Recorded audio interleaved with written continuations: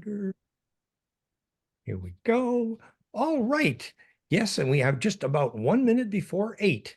Good evening. Welcome. Hello, everyone. As you know, I'm Dan Winter, fractalfield.com, fractalu.com.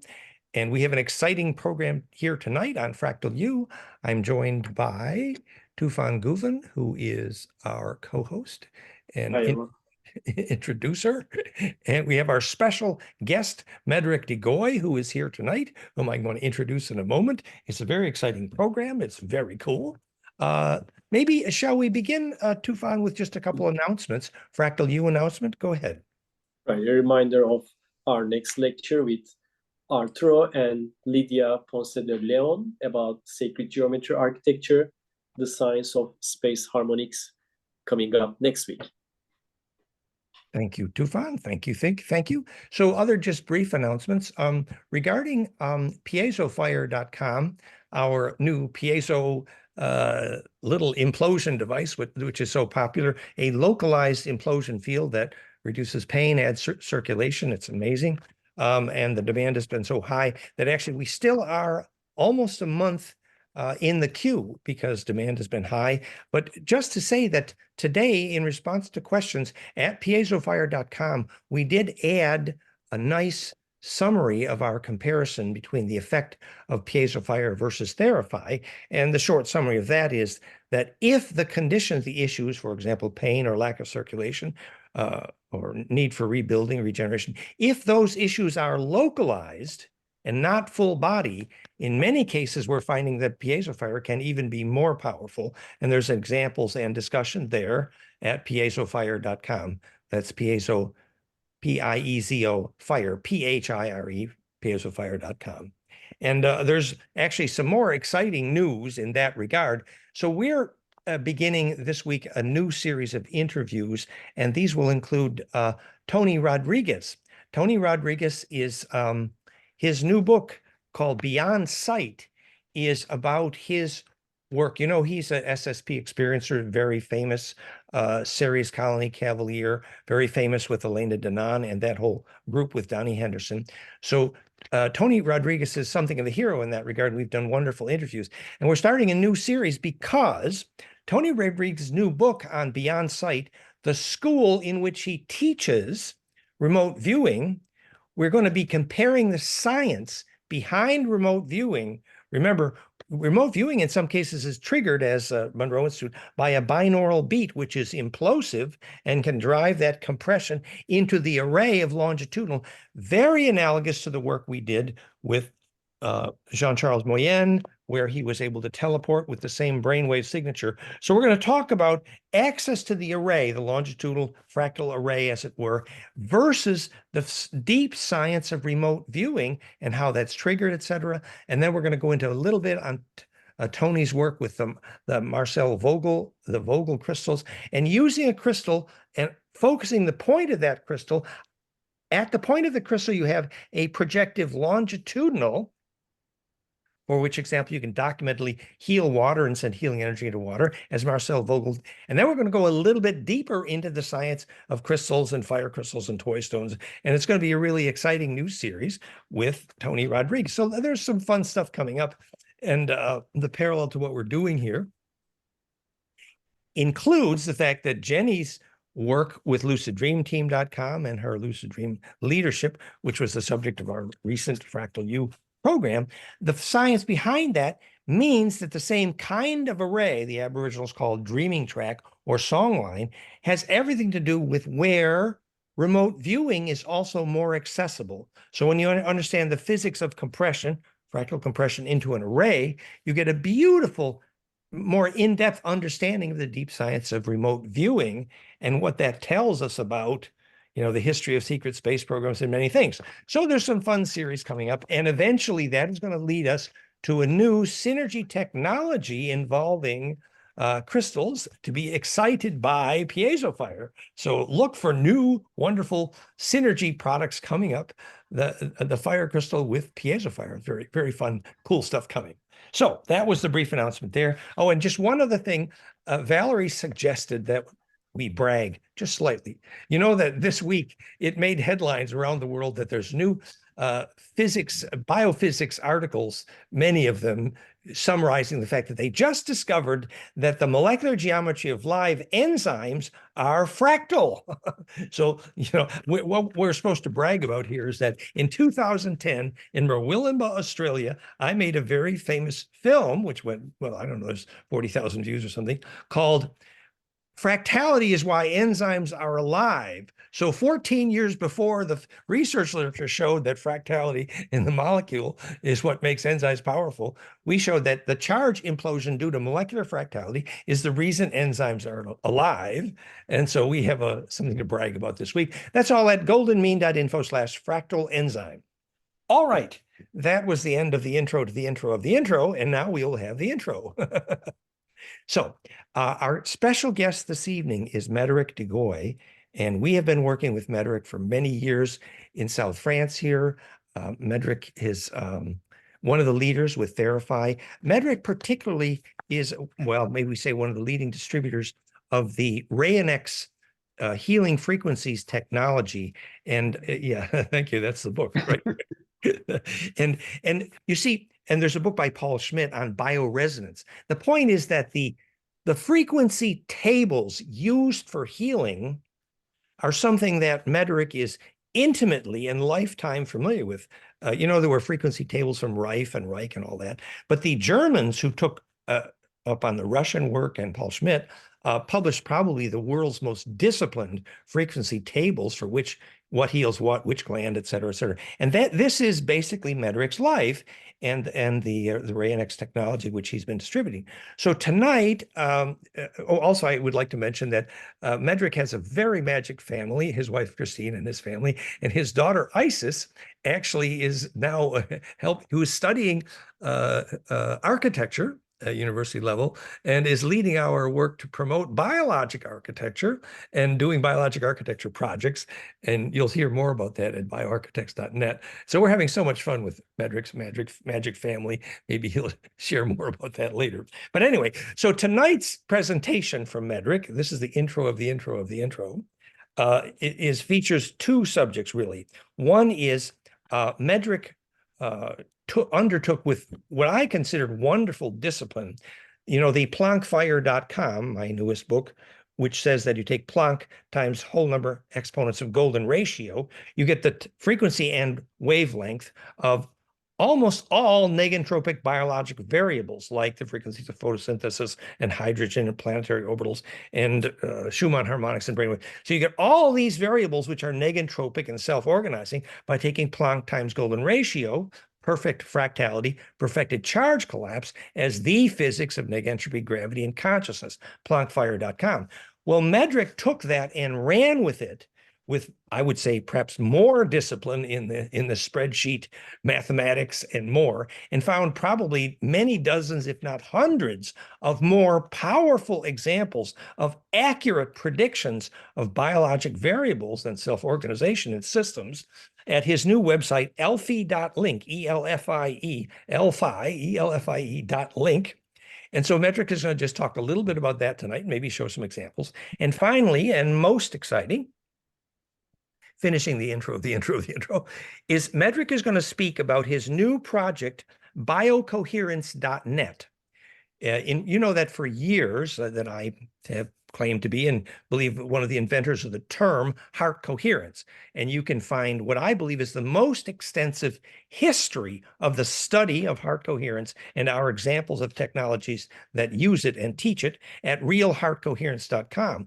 Well, again, Mederic took that and ran with it in a way which I consider to have incredible discipline, and has a new series of heart coherence measurement technologies for health maintenance and counseling and all kinds of alternative healing using a very, very in-depth spectrum analysis of the EKG and second order power spectrum coherence measure at his biocoherence.net, and particularly what Mederic has breakthroughs that include, Patrick and I have been working on these things for many years, but Patrick and I, there were certain limitations. For example, Mederic has found a very exquisitely elegant and not too expensive device he's going to show you for picking up the full EKG. There it is. Thank you, Mederic.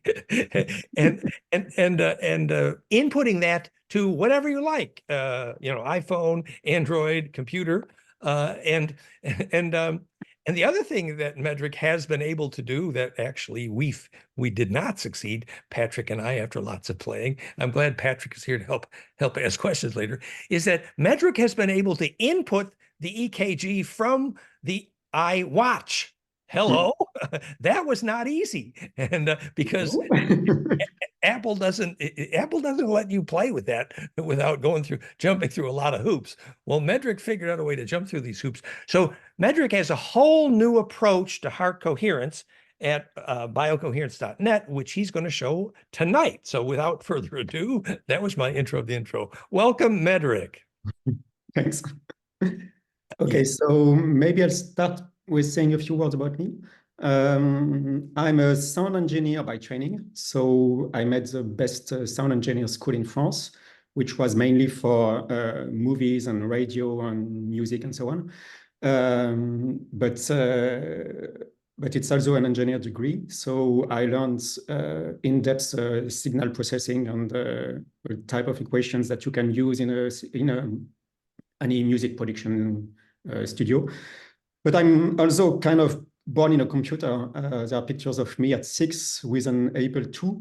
The picture is like 4 meters high, and it was near the Champs-Élysées because at the time it was in 81.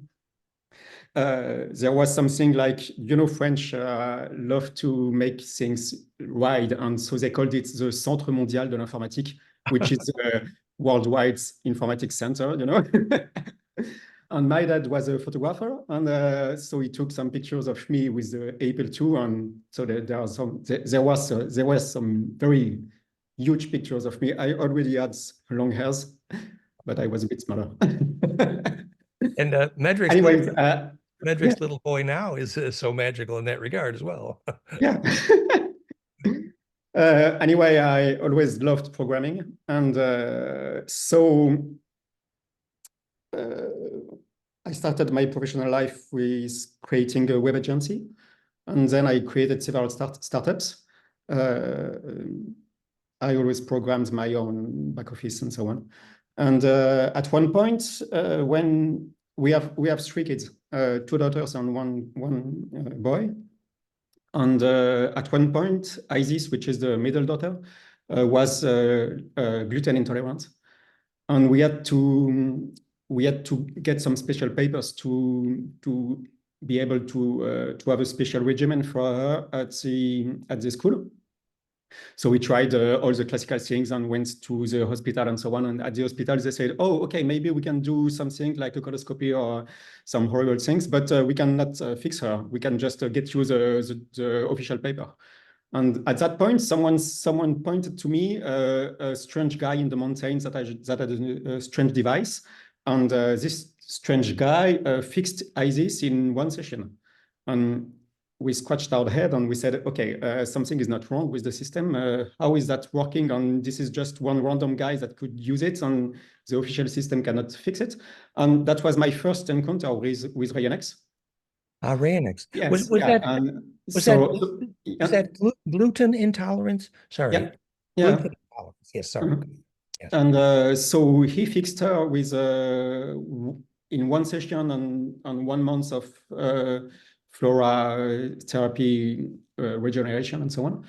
And since then, she's more or less okay. So this was pretty powerful, yes. And after that, we created a center to host several practitioners, and that's how we met, I think, because we created a therapy center in Prades, which is south of France. And something like 1 or 2 years later, so we started to gather a group of therapists and so on. And 1 or 2 years later, the Rayonex distribution in France collapsed, and the Rayonex therapist asked me to take the distribution back, because otherwise they wouldn't. Rayonex didn't want to hear about France because it was too much a mess.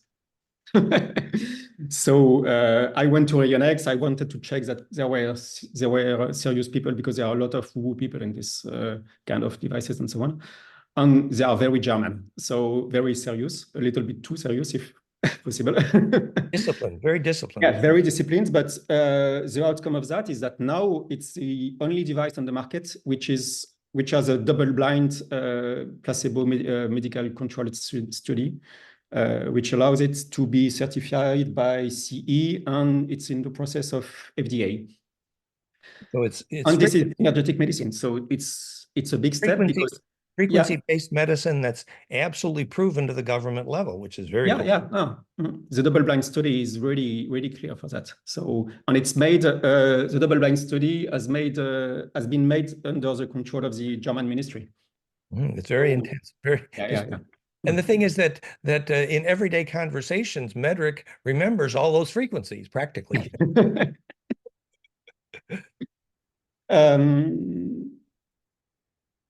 So what to say? We are into meditation with my wife since we are maybe 18. We are very interested by things like that. I met a guy when I was like 12, a guy that was a magician, but a real, he worked with Michael Jackson and so on, because he made huge shows.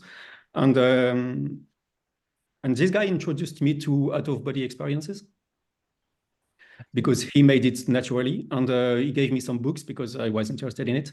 And I always tried to do some, because it has always fascinated me.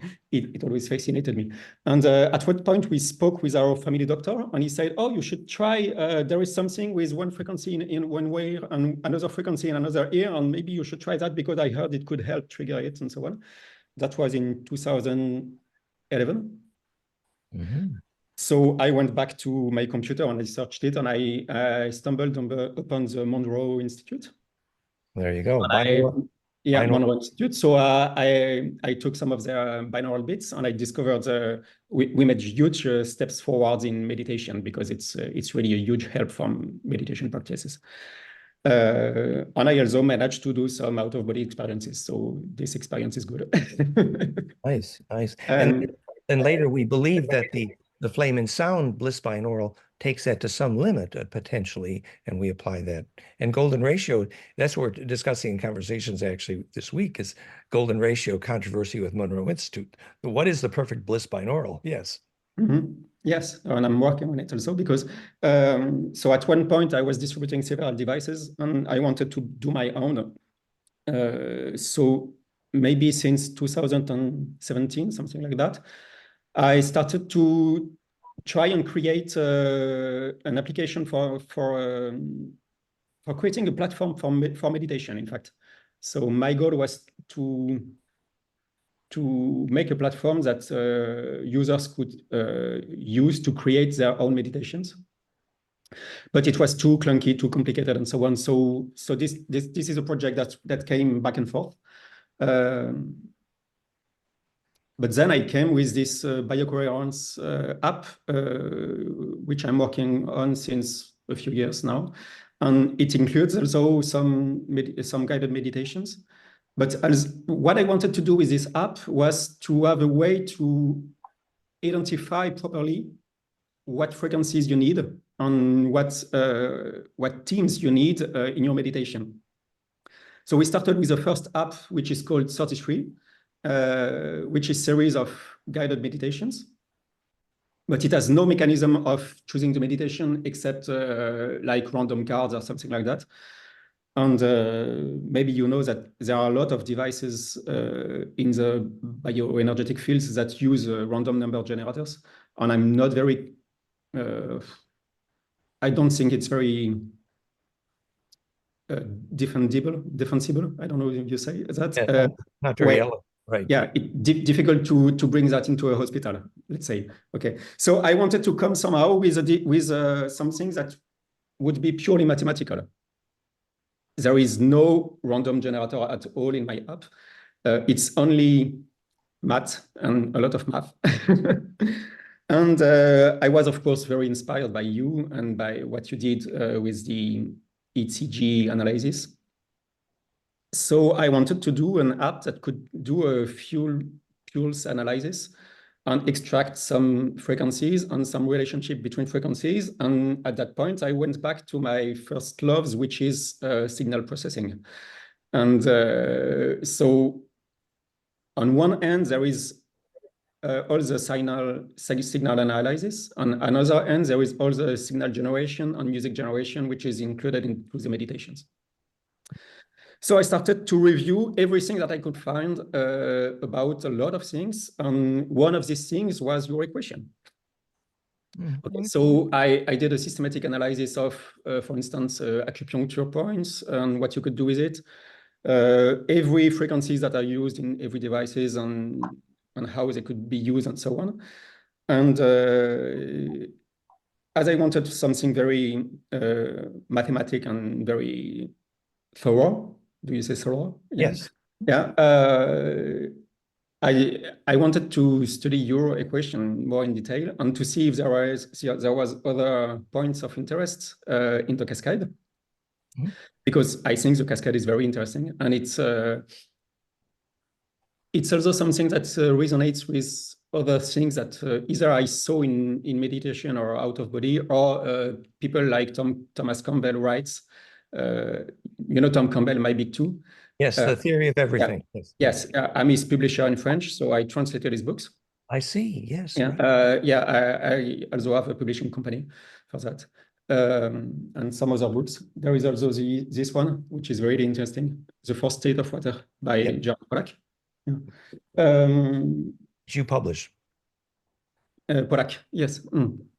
Yeah. So again, the context here is that Mederic is looking for what is the most pure essence of what harmonic series would indicate self-organization or negentropy. And our strong hypothesis at plankfire.com specifically was that charge collapse, charge implosion, when the charge can go down the drain of the perfect vortex, is the perfect way to self-organize anything and everything. Perfected charge collapse. And a lot of physicists agree about charge collapse. We're the first one to have identified the mechanism of charge collapse. So then Mederic took that equation, Planck times exponents of golden ratio, and carried it forward into other variables beautifully.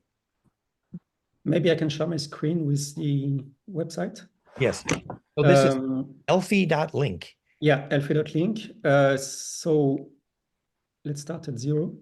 So I made a website to just collect all the findings that I found. As you can see, maybe I will enlarge it a little bit. I expanded a little bit your research, because I split into several columns: length, wavelength, duration, one cell rotation, cell frequency, rotational frequency, and acoustic frequency. So length is based on the linear Planck length, which is the base pixel of reality. Wavelength is based on h bar. I don't know if you want to give an explanation of h bar or if I shall do it, but let's say quickly that in quantum theory, you use h when it's a measure of distance somehow, and you use h bar when it's a measure of period. So or specifically, the h bar takes the unit of length and is divided by h bar, which means essentially the constant h divided by pi, I believe. So effectively, yes, it's 2 pi, but it's square rooted 2 pi. Yes.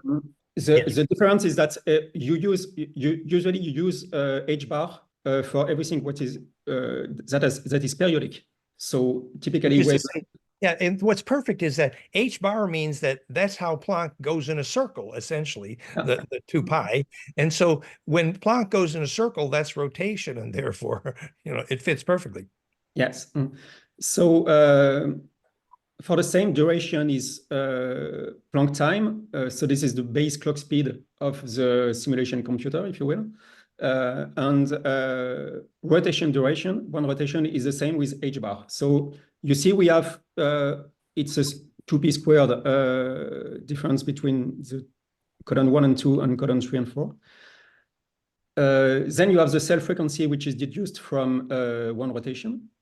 no, sorry, one cell, and the rotational frequency, which is deduced from one rotation. And then I created the acoustic frequency, which is the wavelength in air. Okay? In air. Yeah, in air. And for one, I calculated in water because it was interesting. So yes, and we called all of this Elfie, which is a pen somehow. But it's interesting because there is a Greek letter, which is phi. It's called phi, P-H-E, and it's a spiral. It's a phi spiral, literally. Yeah, it's a phi spiral, literally, and it's a Hebrew letter. So I think it's interesting if we call this this new scale Elfie, which is also a bit Elfic, and Elfic architecture is really based on fractals. So yes, and remember that Mederic looks like the elf there, and Mederic's children definitely. But that's another thing. Go ahead. Sorry. Yeah. Okay.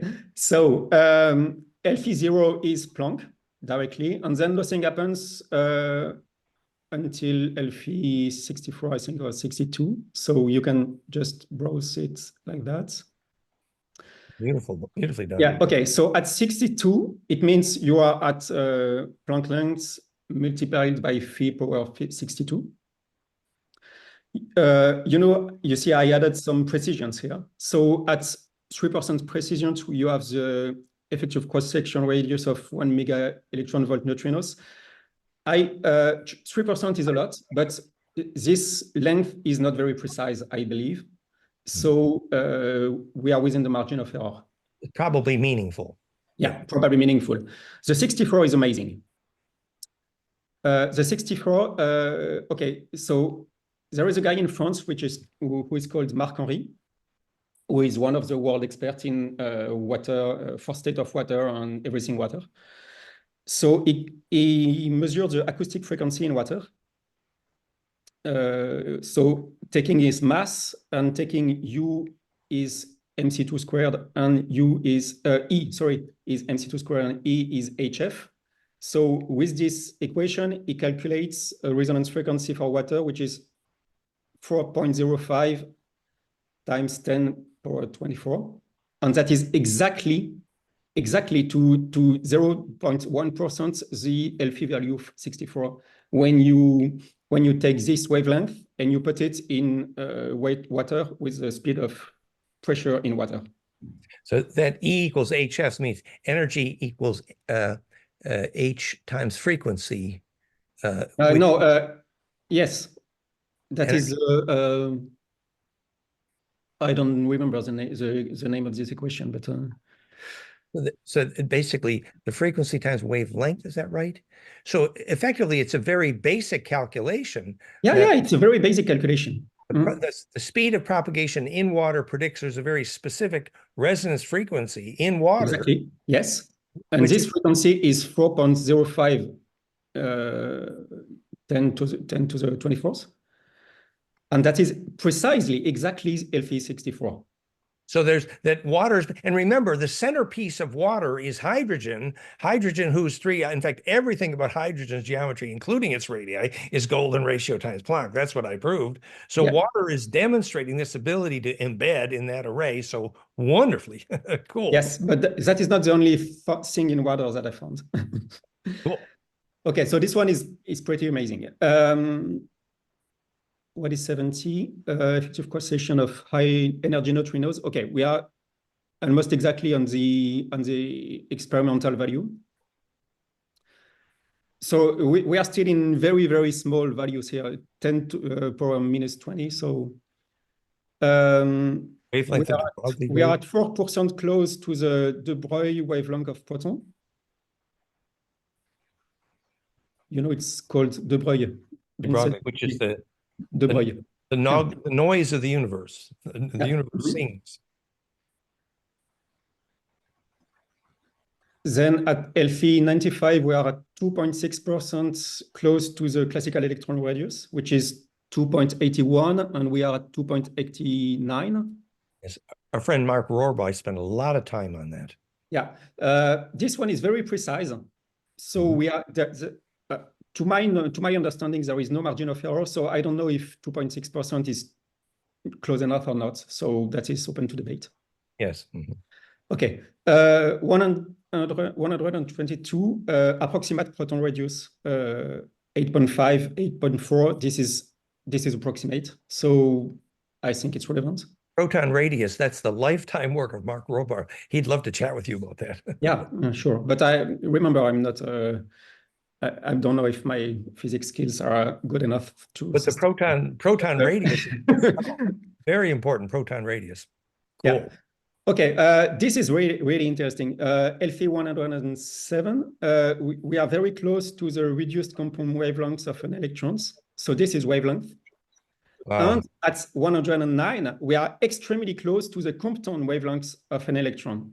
So the reduced compound wavelength is related to the wavelength here, and the compound wavelength is related to the Planck length here.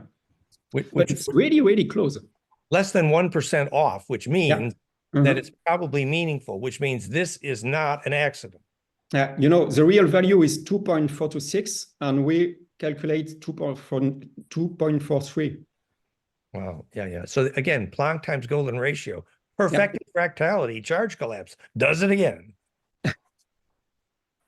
Okay, 110, I don't have the exact value. I have to add it, but we are in the range of 1s electrons in 3 shell atoms. 113, 1s electrons in 2 shell atoms. 115, 2s and 2p electrons in 3 shell atoms. It's essentially what we said was that if you take the hydrogen principle, Planck times golden ratio, and 3 non-ionized radii of the hydrogen atom, and you extend that principle, stacking how hydrogen was created, you get the whole atomic table. And that's what we're saying here is the s electron radii fit the pattern even for bigger atoms. It would make sense if you take the view that everything is vibration, and that these vibrations are somehow entering in resonance around another vibration. It would make sense that it's seeking charge implosion. And what we can prove is that electron shell geometries are literally exactly a stack of nested platonics, precisely SPDF, and that the hadrons of the nucleus are a nested stack of platonics as well, which means charge collapse and golden ratio, all tuned to Planck. Then we have the 3 ionized hydrogen radius, which you already know. Yes, that's with my original. That's how I started. Yeah, but it's really close again. Yeah, they were all, Mark was so impressed with that. It was almost bang on. Yeah. And then we start with some new findings. Oops, going back. Okay, 119. This is the 2 things here. It's a sulfur atom covalent radius, but it's also the oxygen-hydrogen spacing in liquid crystal water, easy water, hexagonal units. So if you take, I should have taken the page, but I will add the picture to the website. Okay, so it looks like like a clathrate cage almost. Yeah. Okay. So the size on the border here is exactly this 119 Elfie. So Planck times golden ratio predicts how water nests in many ways. Yes, exactly. But there is more. The next one is the ATP, ADP at max energy PO distance. If you want to know, there are some references here. So you can just check the... I think I had one of the ATP 1.91 angstroms I did have in my original chart. Yes. Okay. Next one is, again, liquid crystal water, hexagonal unit spacing. But it's also carbon nanotube diameter, and it's also vertical rise between DNA base pairs. Amazing. You know, carbon nanotubes are very conjugate, perfectly fractal. And the DNA base pair stacking, see, that's all based on conjugate charge collapse. It's beautiful. Yeah. The next one is the width of the protein alpha helix. This is really, really close again. Wow. Mhm. Okay, and again, I put some references here so you can check the data sources. Wow. Okay, let's jump some 125 Yeah, DNA. diameter of DNA. Beautiful. DNA conformations have diameters that range from about 1.8 to 2.3, and we Yeah. are at 2.147. Yes.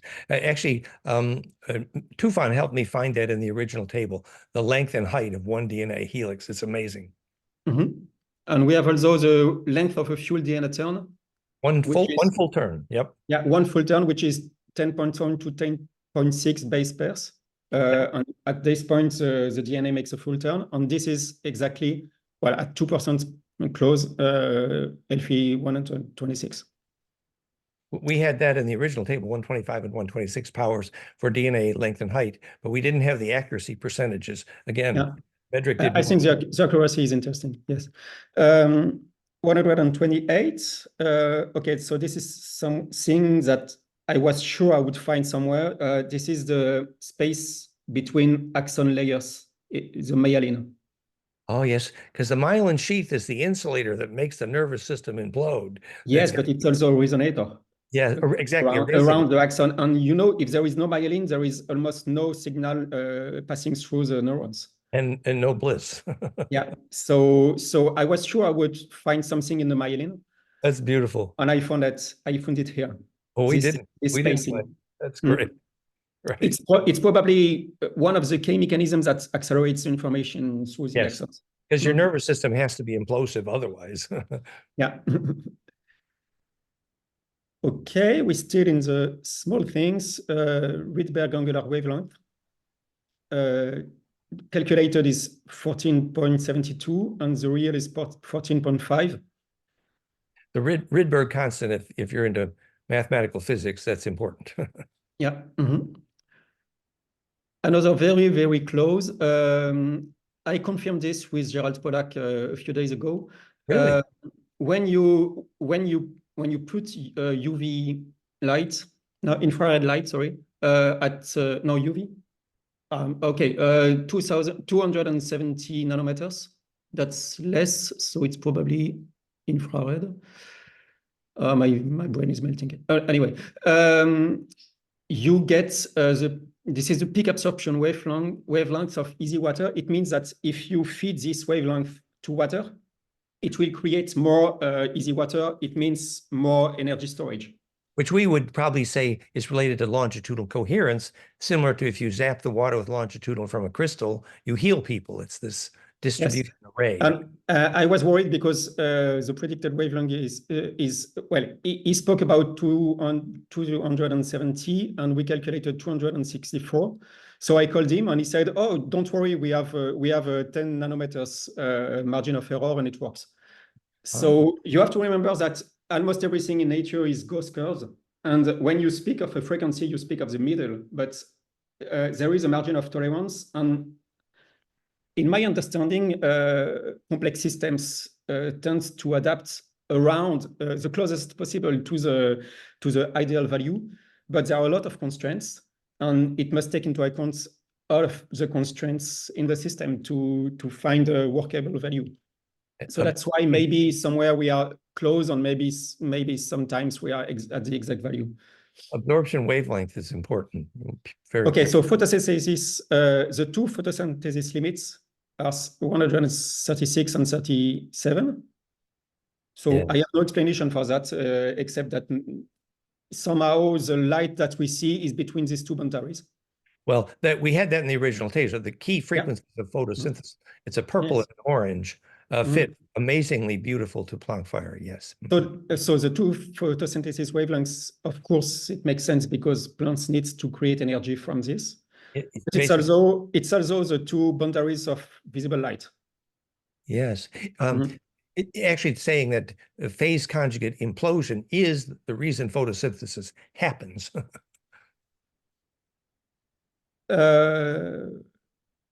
Another very close on easy water. This is the wavelength with maximum effects of an expansion of easy water.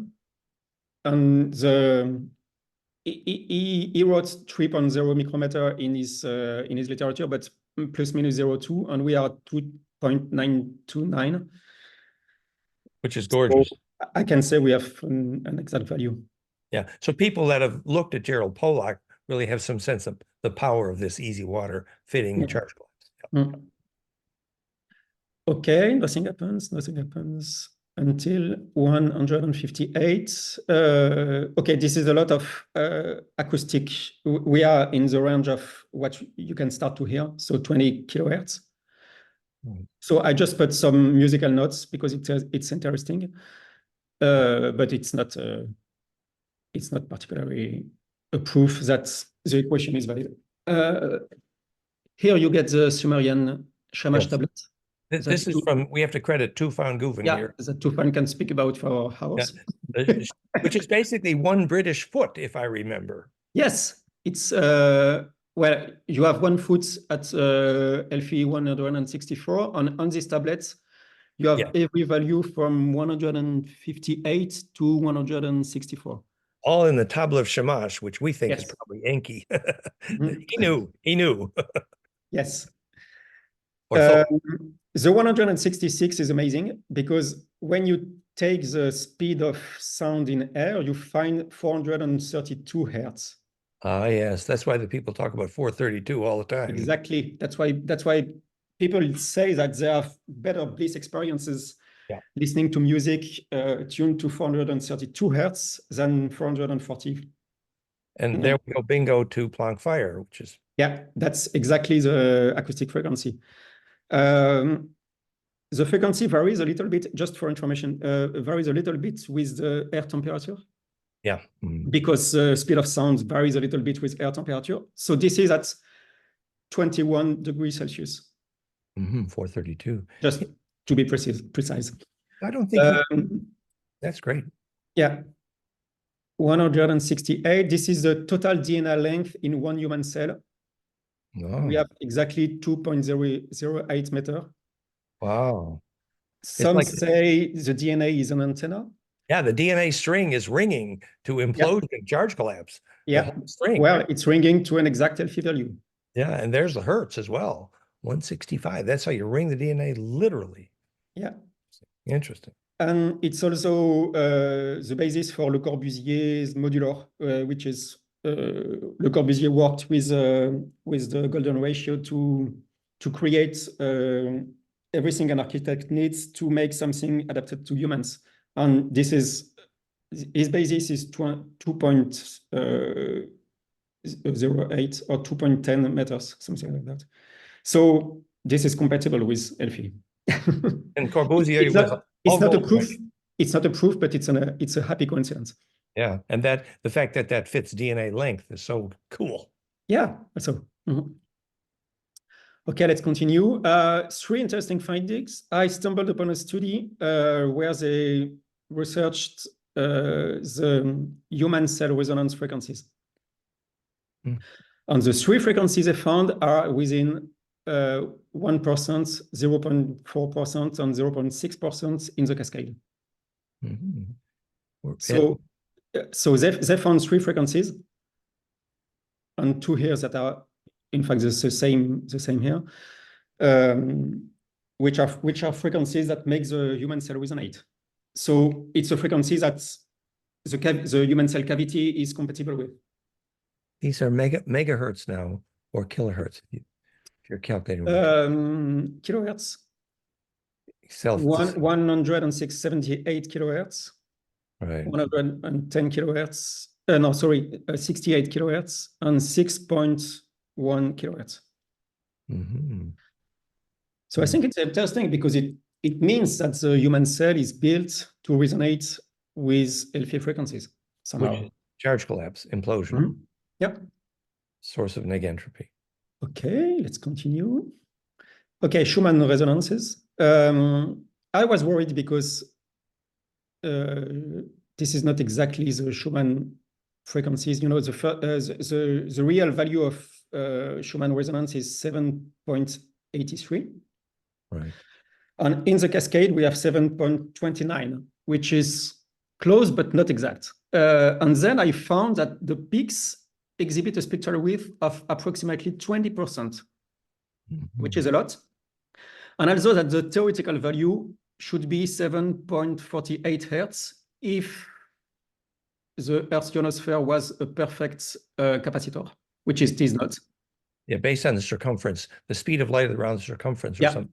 But it's not a perfect electromagnetic cavity. There are a lot of defects and irregularities and so on. So this is, again, a hint that nature tries to organize around Elphic frequencies, but has to take into account a lot of other factors.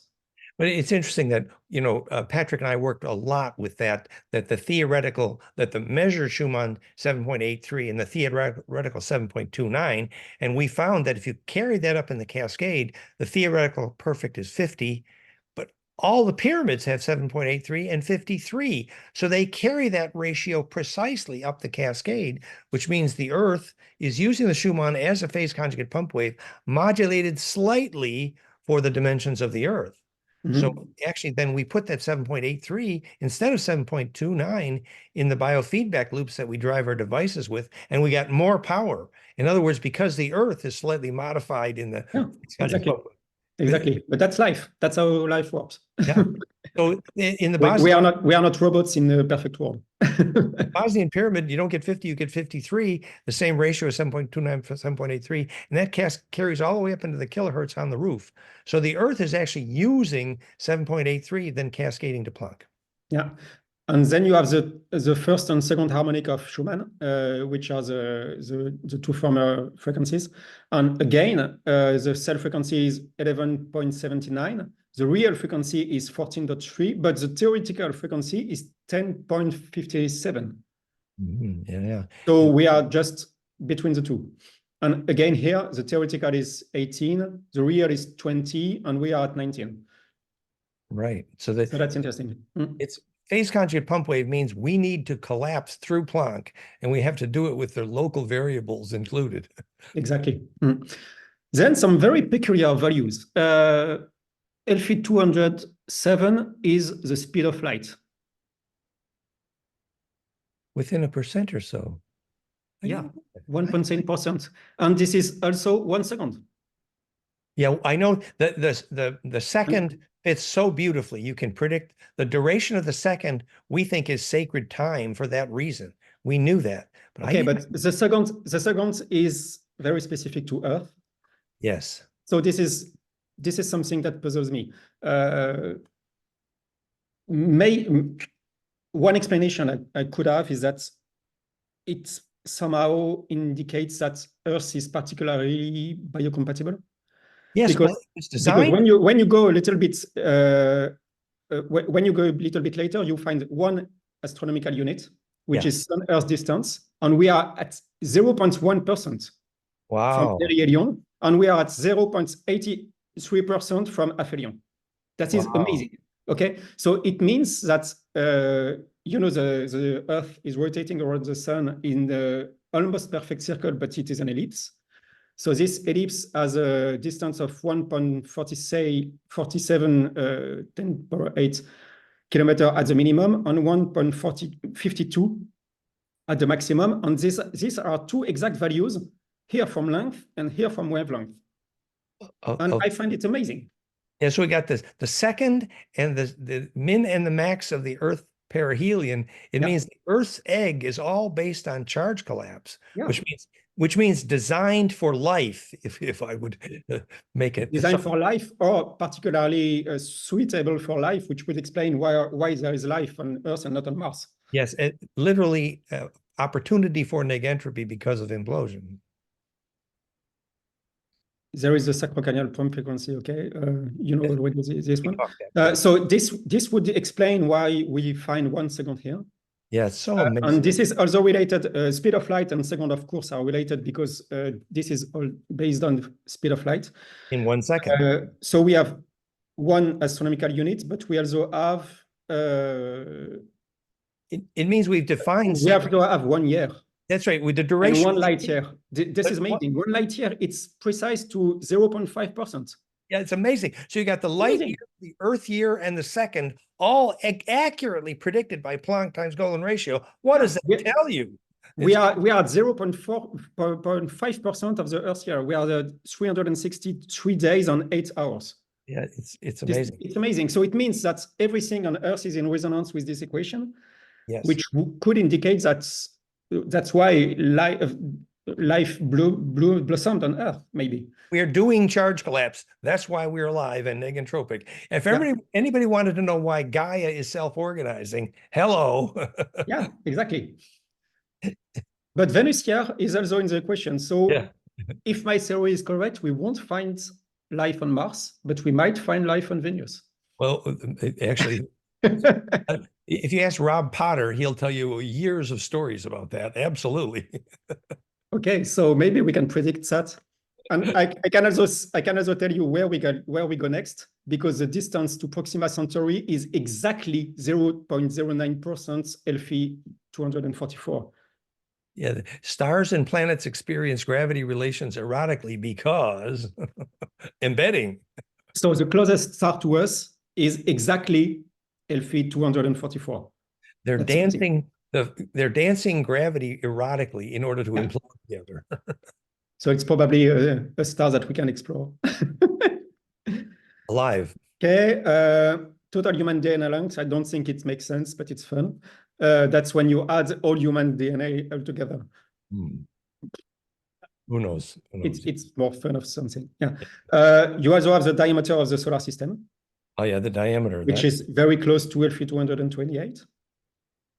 So everything resonates to that and self-organized to that. That's quite amazing. Short summary. And yeah, and then I think we start to go to the stars. Proxima Centauri. Galactic year, precessional year. Yeah, like no, that's all I found for now. But if I find more, I will add it to this website. But so, and the point is that Mederic did this with more precision than we did it, and found this embedding to charge collapse all over living systems. So the data is becoming compelling, and I want to thank Mederic for that. It's beautiful work. I think it's very interesting. Yeah, and then Mederic applied this to his new software. Yeah. But you get the point. Plankfire.com now has like double the amount of data showing that it's inescapable, that charge collapse is the mechanism of the negentropy of life, basically. Anyway, it's something that we find too much to be ignored. Exactly. Please do not ignore the world of physics. Elfie.link and plankfire.com. Okay. So I can put a presentation on the app if you wish. Yeah, so then when Mederic does spectrum analysis of the EKG, which is the primary data input for most of his new software, if I understand, then he uses those harmonics as a way to analyze for optimum negentropy, BIO-COHERENCE.net. Okay, so what is it? Let's go back.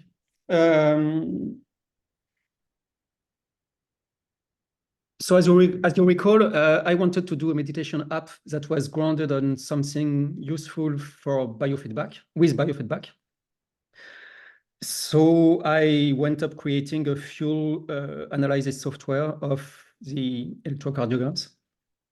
And for that, we dug a lot into systems theory with my wife. And one of the things I wanted to do with that was to make a digital Christina. Because you know, when you started Seraphi, you asked Christine is my wife, and she's a very strong clairvoyant.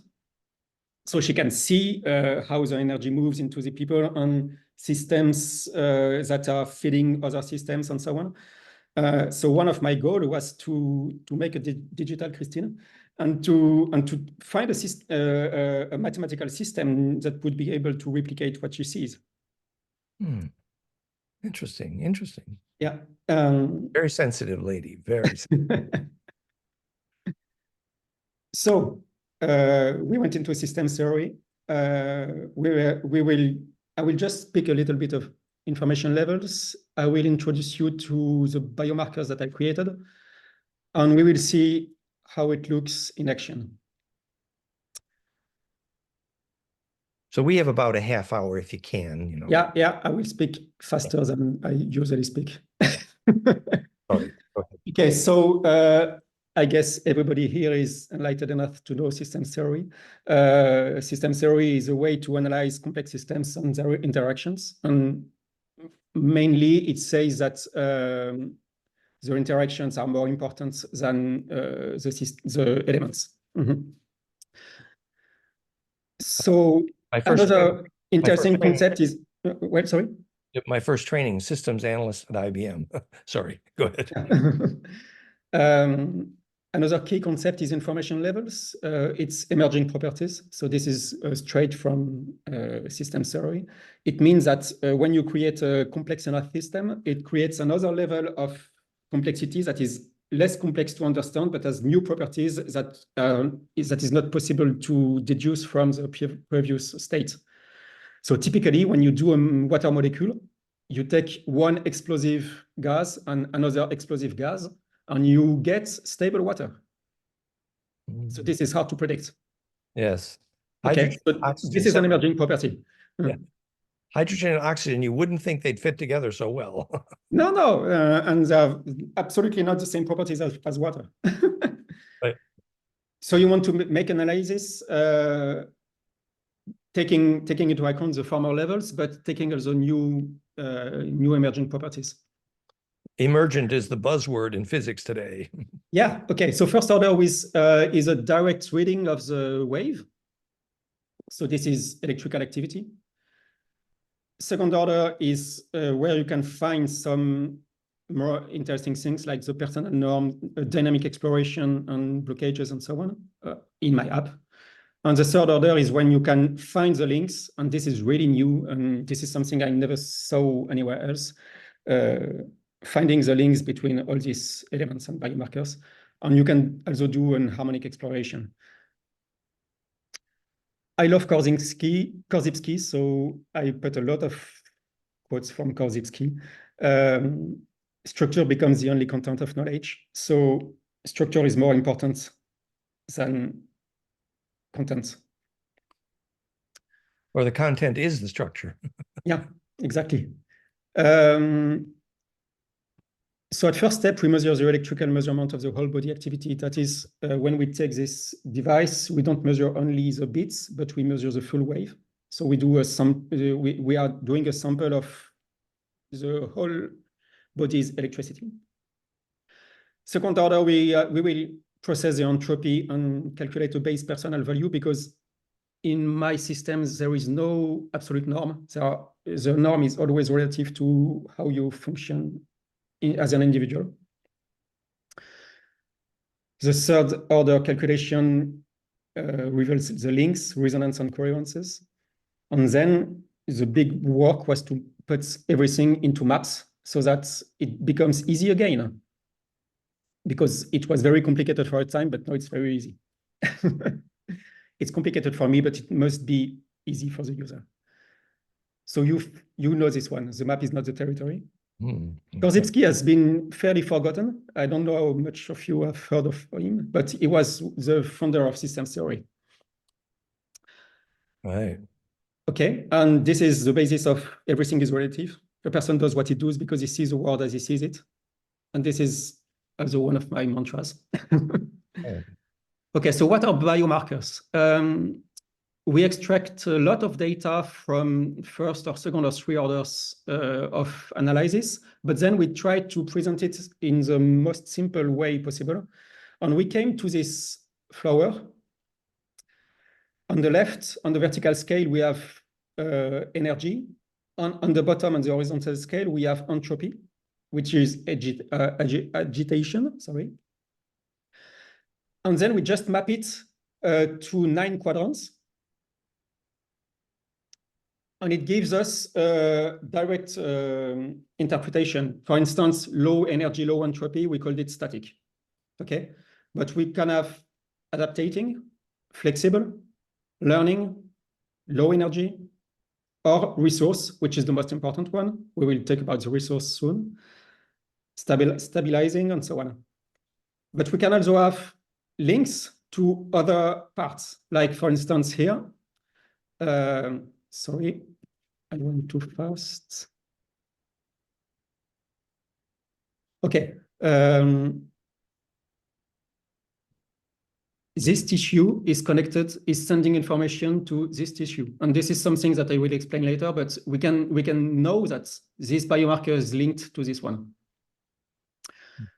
And when you look at the fuel picture, you have the biomarker, you have some quality information, which is coming from the harmonic analysis of the harmonic analysis. And we have links to other systems. So for instance, here, this is a chakra. And I can tell you that this chakra is receiving energy from these 2 chakras and sending energy to these 3 chakras. Mm. And in this case, all based on EKG power spectra. Yeah.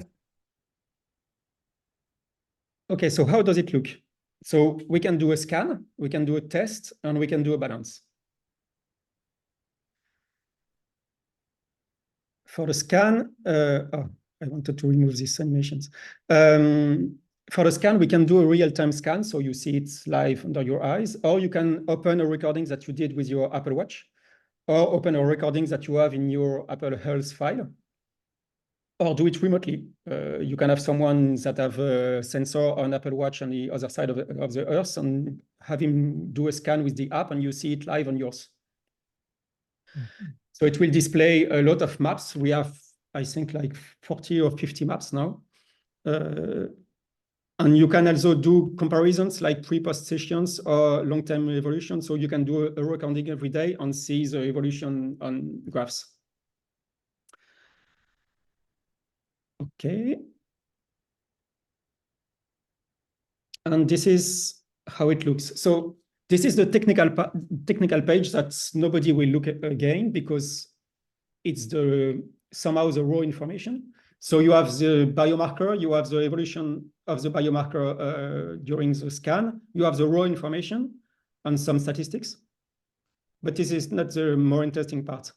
The more interesting part is to reconstruct meaning. Okay, so we want to know what it means to have all that. So in the previous, the bottom graph was EKG and the top graph was the power spectra?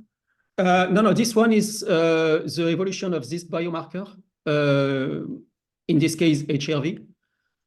So that's HRV derived from EKG. Yeah, okay, so what I do is that I do a bit level analysis, a short-term, a medium-term, and a long-term analysis. And then I see when the bit or the short-term goes above or below the long-term analysis. And this gives me the information of your personal norm is the long-term analysis. But right at this moment, you will be above, and at this moment, you will be below your norm. And this gives me interesting information. But the HRV there was derived from the interbeat interval, the green. Yeah, sure. This is just the HRV from these intervals.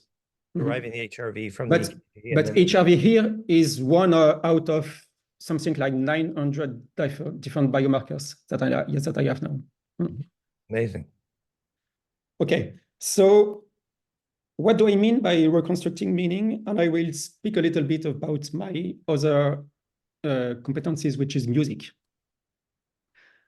So when you analyze music, you record a wave that looks like that, which is exactly what an ECG looks like. And this is a sound. This is just a recording of the vibration, you know. But it doesn't give you something really meaningful when you look at this wave. And this is what doctors look at when they look at an ECG. They just look at the raw wave. What you want to know is something that happens like that. It means frequencies on music. Okay? And for that, there is a lot of complex mathematical operations that you do into the music software to go from this wave to something that means something for the musician. And you will see what it means is that when you go to another mode, you see the notes. Have you seen the notes here? This is calculated by the music software, extracted from the features of the wave. Okay. The dominant note, basically. Yeah, because at the end, what you want is intelligence. Right. Okay, but usually what you do is that you go from the score to the recording. Right. What I want to do is go from the recording to the score, which is much more complicated. Yeah, difficult. Yeah, much more difficult. But we didn't start this because it was easy. We started this because it was difficult. But indeed, if you can take the raw data of the recording of the sound and then generate the musical score from that, that's pretty. In fact, I'm doing something like that. So another from Korbisky. We don't have time. Okay, so what can I calculate today? Okay, I split the graph into energy graph, body graphs, and mind graphs. So the energy graphs is everything that is related to energetic things, like, for instance, chakras. So you can see the chakras, but you can also see the relationships between chakras. You can see, for instance, elements. And in the theory of 5 Chinese elements, some elements are feeding other elements, or some other elements are destroying them. And I can calculate the relationships between them. So that can be interesting. I can also, for instance, calculate the resonance of some parasites, so virus, bacteria, and fungi, and so on. But I can also see which parasites is feeding which one, which can be interesting. Oh. Okay.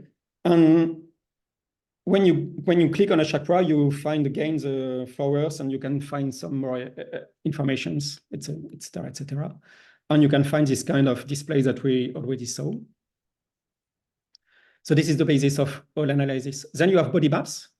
And for body maps, I use 2 different medicines. One is Oriental medicines, mainly Chinese. And one is more Occidental with organs.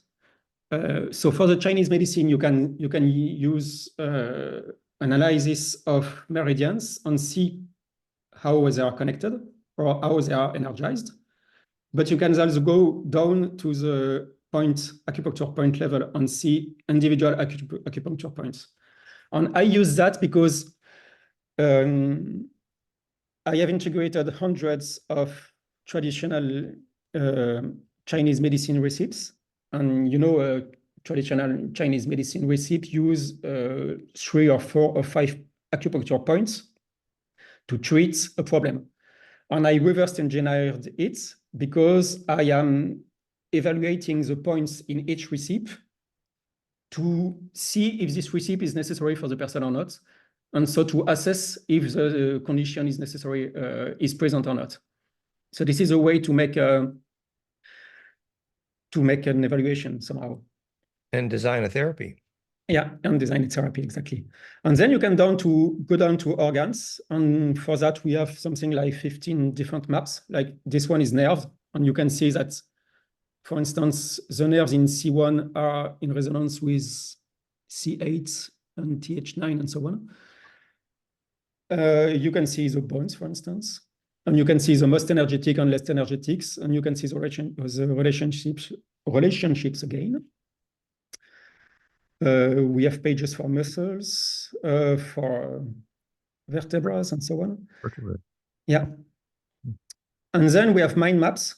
And for mind maps, I wanted to, because I collected a lot of information from a lot of different systems. And in some systems, there was links between emotions and meridians and so on. So I could reconstruct a lot of this information, but I wanted to organize it in a more understandable way. So for instance, I did an evaluation of the 16 Jung personalities, ESTG, ESTP, ENTP, and so on. But this is directly measured into your pulse. And I was not happy with having just a list of 16 different personalities on some colors. So I tried to create a meaningful organization for these 16 personalities. And I think it's really interesting because I came down with 4 axes to organize the 16 personalities. One is distance to center. So if you are here, you are an introvert. If you are here, you are an extrovert. And then I have an NS axis with, so this is your energy, inner energy or outer energy. The NS axis is information. So intuition or sensation. The TF-axis is processing how you process your thinking, so thinking or feeling. And the JP radius is how your time frame is. It means, are you processing short term or long term? Mm. So this makes sense to find this 16 very well-known, this is the Meyer-Briggs. If you probably know it under Meyer-Briggs, but Meyer-Briggs is entirely based on Jung typologies. Right. They just made it in a more marketing way. But I think this screen is really meaningful because it organizes things neatly, and I invented it because I didn't find anything meaningful in this field, organized anyway. Okay. Another one that we'll like is alignment. And here we find your equations. I see.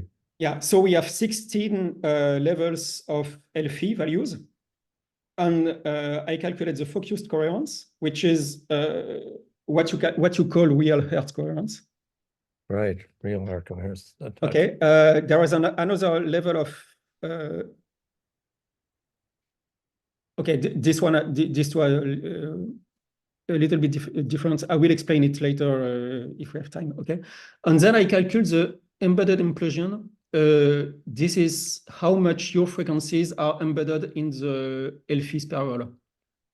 Wow. Okay, so this is if you are at 100%, it means that you are perfectly embedded in the Elfie spiral. So probably that your organism is processing energy in a very good way. Implosive. Yeah, implosive, exactly. Wow. The next one is, okay, this one is a little bit more complicated. I came to 56 different emotions, and also I found a way to organize them into a meaningful way, but it's too complicated to explain it in 1 minute. I said that resources are something that we had to come by. Resources is what Christine works in her book, because she discovered when she saw in clairvoyance in her healing sessions that everybody had some perfect places or perfect elements into his or her own system.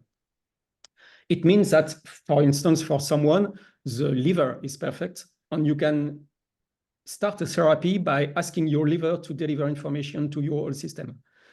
Because the liver is, for this person, the most accomplished part of his organism.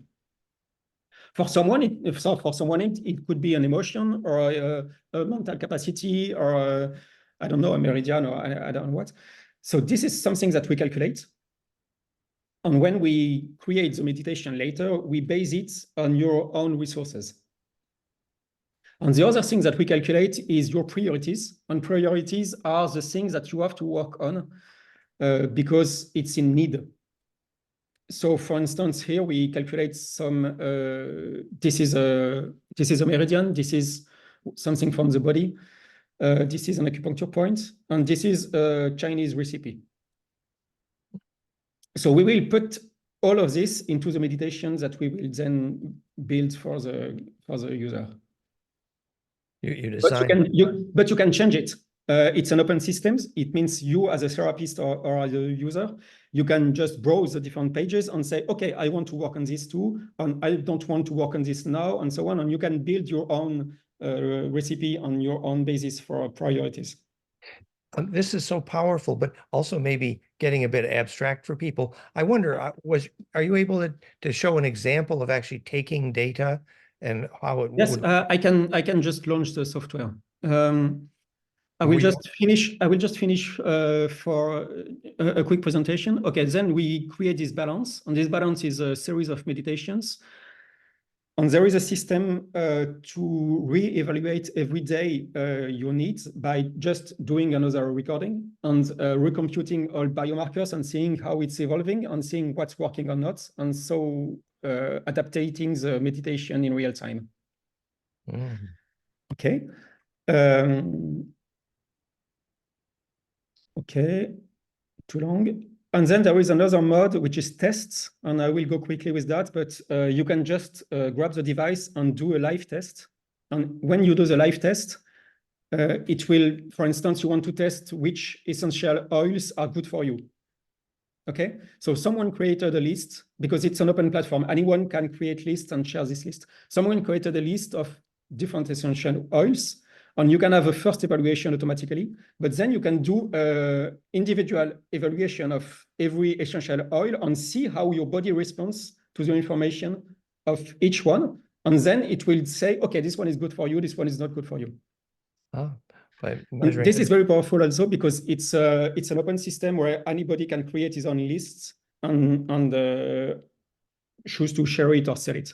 Yeah, you could do real-time product evaluation. Yeah, exactly. And it can be something that people earn money with because it can be put on the platform and people would pay for it. Okay, so this is lists, and I think we are done. Okay. So when you're designing a meditation, effectively you're providing frequencies for that meditation? Yeah, I'm working with sounds, with binaural beats, and I have a chart of more than 6,000 different frequencies, which come from different systems like Rionex or Rife or Clark or any systems that use frequencies. Frequencies from Mac are really interesting too. So there are a lot of different systems with frequencies, and many of these frequencies are in the audible range. Or I can do a transposition. But anyway, we can use it and we can trigger them in meditation. Well, for instance, one way to do a test is that you can do an audio test. Instead of having the different essential oils that are on the screen and see how you intuitively react to the essential oil, because that's what I do. I see how your body reacts to the information. We can just feed you a frequency and see how your body reacts. And I have this map of 6,000 frequencies, and we can do a test and send bursts of frequencies and see how your body reacts and deduce what your problem is, because your body will say, okay, this frequency I don't like, or this frequency I need. Essentially, the yes/no there is increased heart coherence, effectively. Yeah, but not only. It's the same kind of principle as kinesiology. Yes, which is. But I have 900 biomarkers that are evolving in real time. Yes, we used it as a simple replacement for kinesiology originally. Yeah. You've grown that. It's beautiful. Yeah. This is so exciting. So obviously time limitations. It'd be great if you actually showed the kind of the device working, or how a sample of taking data. Yeah. Okay. So this is the app, and I can just open the app, and it doesn't work. Or does it? Oh, no, it was already open. Okay. And you wanted to see how the balance work? Okay. It will create something which is the optimal path to correct all your priorities based on you and the different layers that you have to correct. Is it evaluating pre-recorded EKG here then? Yes, this is a demo recording, so the EKG is here. Right. Okay, so you can just I have to move the zoom. Okay, you can just go into the recording and see every pulse. Right. So pulse by pulse, you will see how it evolves. And you see what you usually see is the strong line, but what I record is a lot more information, and the little wavelets here are giving me a lot of information too. So that's the average of the QRS&T pulse down below there, effectively. The yes, average but the whole pulse is giving frequencies. If you want to see the spectrum, yes, that would be this is the direct spectrum of the recording, right, with the lowest frequencies. And that's in the range of and this is the second order spectrum that you calculate also. Second order power spectrum, right? Yeah. Right. And with this one, you can extract some prominent features and things that then go into the biomarkers. So this is more technical pages that therapists will not go into usually. But your EKG spectrum is typically in the range of like 0 to 60 or 0 to 100 hertz max or something. Yeah. I'm 0 to 64. 0.64 hertz. Yeah, the spectrum within which the EKG. Yes. You start losing information at this rate. Right. And a simple way of understanding how you're getting a yes/no out of that. Change it. I can do a test. Okay, let's test the aromas. Okay, so I have a first evaluation, which is based on characteristics. For instance, in this list, the aromas are evaluated according to Ayurveda. And I have some Ayurvedic evaluation here, which give us, if anybody understands Ayurveda, which give us the three main Kapha, Pitta, and Vata, but also the 15 subdoshas. Subdoshas, wow. Okay, and this is the basis for a lot of information then. But anyway, when you go back to the tests, you can find some information that some aromas, for instance, are decreasing Pitta or increasing Pitta or decreasing Kapha and so on. And so this one is good for me for this recording because it will increase Pitta and decrease Kapha and Vata. And this is what is needed for this person. Raspberry aroma. Well, that's great. Well, again, with the time limitation here, do you want to show specifically the taking of data and what it looks like? Or yes, okay. Because particularly to show your transducer at work, yes. Good. Okay, so you just put your fingers here. It's connecting. Hopefully it will work. Usually you do a demo and it doesn't work. This is a demo recording, so I cannot add. I have to relaunch. Well, that's okay. But so that's an example of EKG data input. And the point is, you could input that data on your computer, your iPhone, your Android, or from your iWatch interchangeably. Yeah. I can try and start from scratch to. So let me just relaunch the app because I was in a demo example and I cannot record on it. It'd be nice if people saw the actual process of inputting data. And reminder, when you're using the iWatch, you don't need that transducer. It's directly a transducer in the watch.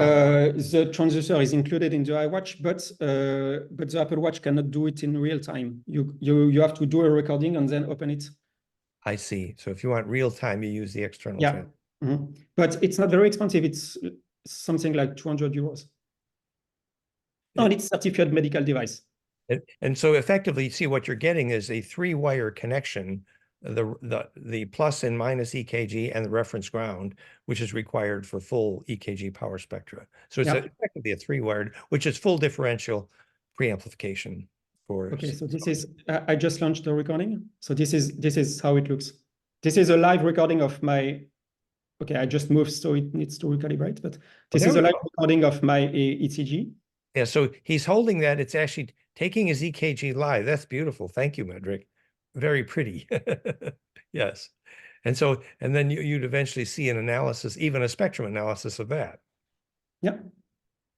So this is what you see on the background is only for illustrative purpose now. It's not live calculated, but it's a preview of what you will get at the end of the analysis. And what's the duration of that initial analysis typically? It should be at least 1 minute and 30, but if you can do a little bit more. What I saw is that with this nice animation, you do easily 3 minutes before you're bored. I see. So they see a nice animation and you get 3 minutes of EKG data, and then you analyze that, and you get all the resultant graphs, etc. Yes, I see. And this runs as well on your computer or your iPhone or right now I'm on the computer, but you can run it on the iPhone or iPad. The first version works on Mac, iPad, and iPhone, and I will do a Windows version and Android version just after that. So now you could see the analysis. I stopped it because it was just for the moment. Yeah. No, we could run analysis and so on. Yes. So, and you get an amazing option for display graphs of the analysis, as Mederic has shown. It's incredibly powerful, and there's really not time enough to demo all of that. But maybe we should at least play with a few questions here. Sure. Sure. We have a couple of questions. Maybe we can start with the healing device first. Mhm. So Elasa asks, when do you feel the app will be ready for purchase? Okay, so I have the finger on the button to publish it at the App Store. So Apple approved everything. It was a few months of negotiation. At first, they didn't want it at the App Store, but I had to argue everything, and finally, it's ready to be published on the App Store for iPad and iPhone, and on the Mac App Store for the Mac version. I just wanted to do some tidings in some pages, and et cetera, but I think it could be published next week. I'm not sure I want to publish it already for the general public. I want to open it for a shortlist. So please just put your email on BIO-COHERENCE.net. On the bottom of the page, there is let me show you. So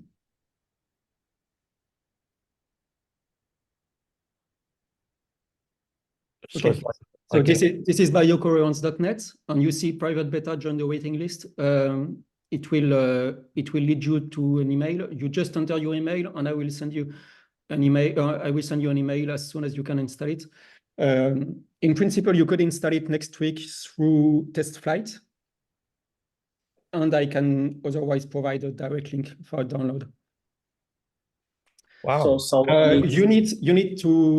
You probably need to buy this, and I have 500 of it in inventory, so this is not a problem. And you can also buy it directly from the website, which is here, Sensor. For now, I sell it through my own company, so it's shipping from France. But if you know anybody interested in distributing it in the US or else, just tell them to contact us, and we can arrange something. So you need a sensor and the application, right? Yeah. In total. Okay. Can you give an idea about the price of the app? I can give you a full price list. So this is everything is on our website. It starts at $10 or 10 euros a month, and it goes up to 140 euros a month for professionals. Or you can choose to pay yearly or buy it or so on, etc. And for tests, for now, all tests are free, but the idea is that a professional can create a test, and if he does a very complicated test where people have to I don't know, measure 50 different questions and get some results based on the evaluation of these questions with personalized information and maybe videos and maybe text and so on, it could be charged up to 40 euros a test. And the idea would be that, I don't know if Tufan, you are particularly knowledgeable in one specific skill, and you want to share it, and you found a way to make questions that people can answer through their heartbeat. It means questions that we can evaluate. It can be a test. So this money will be shared with you. So that's right. It's a win-win for who designs the test. Yeah, and for example, you could use your heart analysis to analyze whether your body liked the piezo fire or something like that. Yeah, sure. Cool. More questions there, Tufan? Go ahead. Thank you, Tufan. Thank you, Mederic. Does the BIO-COHERENCE device produce the frequencies, or is a digital frequency generator needed? I think you did address that. Did you? Okay, I did a crazy thing, but I kind of created a live generator of music, which is integrated into the app. So you just use your regular headphones, and the app generates music and sounds and binaural beats and frequencies in real time according to what has been measured. And the voices are recorded by Christine. And a little bit of the voices will be AI generated with the voice of Christine according to your priorities, because we could not record in every language 900 different markers and what you have to do with it. So we wrote a basic script for the AI to adapt what Christine says according to what you need to do. So this is all kind of an extension of getting the perfect bliss binaural for your customized healing meditation. Yes, and getting a customized guided meditation set by Christine based on your real-time analysis. It's like singing to you based on your real needs. Yes, and reevaluated in real time. Okay. Fabulous. Can we maybe keep going with the questions then, Tufan? Sure. Maria asks, is there a way to run this on a VPN so our private information is not uploaded into the cloud? We don't want to be on the Internet of Things, she says. Yeah. Good things. There is no cloud and no internet. Everything is calculated locally in the computer. Oh, all right. So you do not need a VPN. The only thing I have a cloud to share a report with your practitioner if needed, or to back up your reports, but it's optional. When you save a report, it's saved locally, and you can choose to share it with a professional if you need some advice. So at one point soon, there will be a professionals directory. So if you are an end user and you buy this 200 euro device and you take a 10 euros a month subscription, you can do as many recordings as you want and generate as many meditations as you want. But maybe at one point, you will need guidance and help from someone. And at that point, you can just open the professionals directory and choose to book a session with someone. And for that, I have a cloud because your reports will be sent through the cloud to this practitioner. But the main point is that all the calculations are made in real time locally in the computer or in the iPhone. So and for that, I had to optimize a lot of the calculations because there are literally billions of calculations. And the point being that the sharing is always optional, so privacy is always available. Yeah. Thank you. Super. Go ahead, Tufan. Right. So we did the biocoherence part of the questions. Now I'll start the Elfie part. Okay. Starting with the higher frequencies. Maura asks, what are the implications of applying the scaling model to current experiments? Are quantum physicists using this, or are they not aware of this? How can it be applied? For example, well, if you were designing a crystal resonator system for maximum energy output, or any oscillator series for maximum negentropy, now you would have the tools to optimize the frequency signature and implode and become most negentropic. So yes, in general, I think physicists don't know and desperately need to. Go ahead. I can give you one guy who knows. It's Wolfram. Yeah. Stephen Wolfram is amazing. Yeah. So read this article if you want, because he works with cellular automatons, and he explains how the universe works as a generative system. Right. And so you could theoretically then rearrange the symmetry of the cellular automata to and this is exactly fractal systems, because you find the same structures at different scales and so on. But to answer your question, I don't think that dance theories are already used by regular physicists, but they should. They should, exactly. Exactly. That is the point. Thank you. Yes, Tufan, next question. Thank you. Daniel asks, so if fractalized octave frequency progressions create vector equilibrium star tetrahedron geometry, and the fractalized phi progression creates the infinite dodecahedron geometry, then what is the Elfie fractal progression look like geometrically? It's a progression of phi. So it's you mean in 3 dimensions? In 3 dimensions or what? No, geometrically. It can be 2D or 3D. 2D or I think the best visualization is the torus. Don't you think, Dan? Well, yes, and also in 3D, the way the octave cascade embeds in a golden ratio cascade in 3D, the whole Star Mother story, and that if then for example, we did this chart, fractalfield.com/implosion sound, where we overlaid classical octave cascades on Planck-Fire implosion cascades, and we tripped over something close to what Mederic showed, that even the 423 hertz, etc., that the overlay of an octave cascade on an implosion cascade was better if you started the octave cascade including 423 hertz instead of 440. That's one example that you get more implosion in a 423 hertz octave than you do in a 440, etc. For 32. Yeah. Sorry, 432. Yeah. Yes, and even 528. And that's all thanks to Patrick at fractalfield.com/implosion sound, which would be a good start to answer that question. Go ahead, Tufan. What if you created a frequency field of the cell rotation and acoustic frequencies of DNA?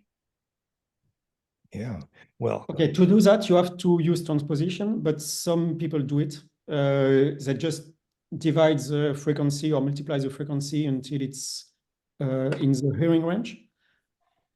That's right. But you can, I also made some, there is something interesting in that. When you see this kind of frequencies, okay, sorry, let's go back to hearing range. So you could make implosion sound ring DNA. Okay, so this is, for instance, in the hearing range, 1.82 kilohertz, but this is a frequency that you obtain in the air. But if you look at the same frequency as a rotational frequency, you are in the terahertz, which is a very high frequency because this is in light. Okay, this is at light speed and this is at air speed. So I think there is an interesting bridge to do between these two scales. Which is basically, another way of saying that is the DNA is acting as a transducer between the shortwave and the long wave, which is pretty much the definition of piezoelectricity, where the shortwave and the long wave are coupled because of the short dimension and the long dimension in the same helix, quartz or DNA being piezo. So coupling between the long wave and the short wave and then doing that implosively is profound. Yeah, but if you really want to use only the acoustic frequencies, you see the last one is 172, it's here. And the first one is 158. So it means you only have 14 exponents of golden 14 Elfies in the acoustic range. I love the way which is better than the optical range because the optical range is 1 Elfie. Right, and then you're out already. It's amazing that the optical range is really thin, whereas the acoustic range is much wider. Yes, exponentially speaking. Yes. There's a lot of things happening around us that we don't see. Exactly. We should continue with the questions. Thank you, Mederic. Can you heal DNA with 165 hertz? Maura asks.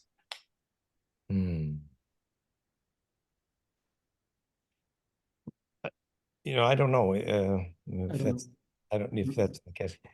We know that 50 hertz, for example, is the most often mentioned healing frequency in all of the cancer literature, exactly Planck-Fire Elfie. And if you cascade 50 up, you do get the listing of cancer healing frequencies in the research literature. And that's all at therify.net as well. But anyway, any other questions there, Tufan? How are we doing? Yeah, for more. Elasa asks, so with app, we can find the acoustic hertz to stimulate the findings you're listing. Is that most practical use of this app? And is there sound with it as well for user to play? Are headphones best? I'm not sure which app she's referring to here. She's referring to. When you do binaural beats, you have to use headphones anyway. Yes. And then, yes, the frequencies that I generate are based on two things, but I try to stay close to Elfie, but with 6,000 frequencies, you are not often into that. But one thing that I do is that I start the meditation with your own inner music. It means when you say later that maybe we could reconstruct the score from the vibrations, and I said that's crazy because it's something I do. I am extracting the main notes from your organism, but I also wrote a chord detector for that. So I extract the main chords that you have in your organism, and I'm building the meditation by starting with where you are. It means which chords are currently resonating in you. So And then I'm slowly sliding into the therapeutic part. finding the chords in your EKG power spectrum. It's a beautiful. Yeah. Right. It says she was talking about the Elfie part of presentation, and I think you Okay, so I answered didn't get the question. No. answer app itself. She says. But he's using the Elfie in the software as well. So Yeah. All right. Another question: is consciousness self-organizing, or is it a mirror of implosion? Mara asks. Consciousness? Is consciousness self-organizing, or is it a mirror of implosion? Everything in life is self-organizing. oh, we're saying that sustainability is that which implodes. That's what becomes negentropic. Remember, consciousness causes electric fields to compress or implode. So it's self-evident that consciousness is centripetal electrically, and that centripetal force is the source and result of the negentropy. So consciousness and gravity. Remember, conventional physics has even admitted that charge collapse is the cause of consciousness and gravity. What they didn't figure out is the cause of charge collapse, and that's what Planck fire and Elfie answer. And also, if you believe Thomas Campbell, he says that consciousness is the base matter of the universe. Yes, which is and true. Everything comes from consciousness. Yeah, which is because charge collapse is the base of the universe. So yes. Do you think Mars could ever support life? Jane asks, or is Ellen wasting valuable resources in effort to colonize Mars? Elon Musk. you can always do something with a lot of energy, even if it's not the best conditions possible. So if you have a lot of will and a lot of energy and a lot of money, you can do anything, I think. Well, the history tells us that Mars did have atmosphere, and it was lost in the Lesser Dryad of the Orion Wars, but that's kind of another story. But it doesn't mean that Mars is antithetical to life. Interestingly, Rob Potter and other specialists on the nature of Venus are very clear that Venus is incredibly advanced and full of life and consciousness. So that fits what Mederic said beautifully. So we're kind of out of time here tonight. Is there any last thing that should be said, or one last question from Erkut Harry? Could the biocoherence sensor be used to detect energy in a room with an antenna connected to it? Not yet. Probably not. Probably not because I didn't want to make another random generator bullshit software. I wanted to do something that is only mathematically derived from what I measure, and I measure I measure something in the heart. So the only way to measure something in a room would be if you react to this thing in the room through your own organism. So probably with a live test or something like that. Well, the EKG preamp there is sensitive within a range from about 0.01 for 1 millivolt to 5 millivolt. Typically, that's what that EKG sensor is picking. Whereas when we use the brainwave preamplifier, the Muse, for example, we're at two orders of magnitude greater sensitivity down to a microvolt. And with that, we can consistently measure the life force in a tree, the Schumann harmonics, for example. So a brainwave sensor is orders of magnitude more sensitive. And that, for that flame in mind, uses, the Muse. So the EKG sensor, no, you wouldn't pick up the energy in a room efficiently with that, no. No, but anyway, all my equations are based on the human body. So yes, which is to say the EKG, which is so powerful. And you are to be congratulated for carrying heart coherence to a whole nother level. Super cool.